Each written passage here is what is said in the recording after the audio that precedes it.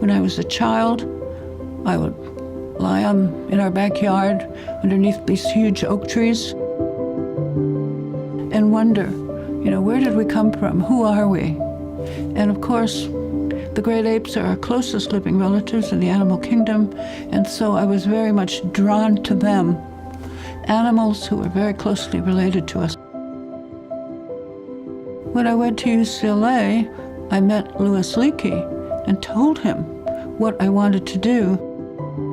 I wanted to study orangutans because he was a great paleoanthropologist, archaeologist, and he was already a living legend.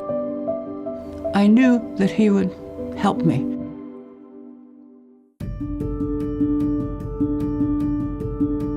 Borneo was one of the last wild places left on this earth. It was very much isolated from the rest of the world. I couldn't believe it. It was like a dream. I was there to do science. I was there to do research on orangutan life histories. But I also knew that they were in trouble.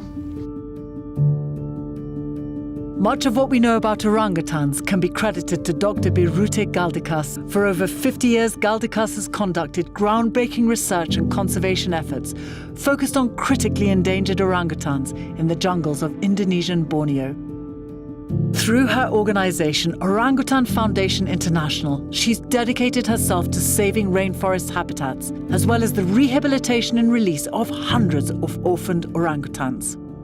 Her early studies on orangutan behavior and ecology forever changed the way we thought of our close wild relatives. Birute is a magical person. She's absolutely a giant of conservation and a giant of biology. She did the studies on orangutans that have increased our knowledge of the lives of wild orangutans. There is no single site project that's been as long and illustrious as this one. I was following wild orangutans by myself, day in, day out. So I documented a lot of things that people didn't know about orangutans. I was elated. In the 1970s, Dr. Galdikas rose to fame as one of the leading voices of the emerging animal conservation movement.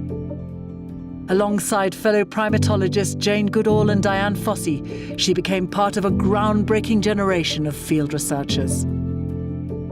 While Galdikas was gaining international recognition for her work, the reality of conservation efforts on the ground was anything but glamorous.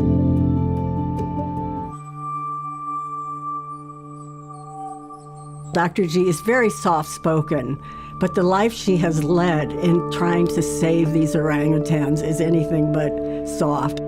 She almost died of malaria. She's been kidnapped. She's had death threats, and I don't know of anybody who's gone through quite as much as that. You get a certain amount of, you might call it celebrity, but the celebrity doesn't protect you against the illegal loggers and the palm oil plantation concessionaires.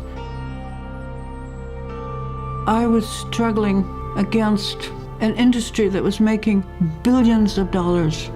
It did sometimes come to physical violence. The major impact of palm oil on orangutans is that it basically decimates their home.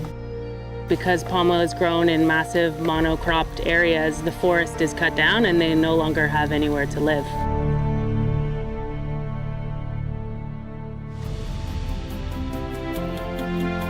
At the heart of her mission stands Camp Leakey in Borneo's Tanjung Putin National Park.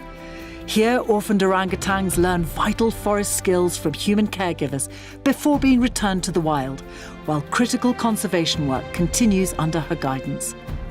Her legacy is secured as her son Frederick prepares to lead Orangutan Foundation International into the future. I've dedicated most of my life to orangutans and conservation, so it will not stop here. That whole legacy of sustainability, we're just continuing what you're doing. Jelas, Dr. Birute itu memang menginspirasi untuk banyak orang. Saya berpikir kalau tidak ada Dr. Birute, mungkin orangutan sudah punah. I think we need orangutans because we need nature. We need orangutans to teach us how we are human. They show us where we've been. They also help us understand where we're going.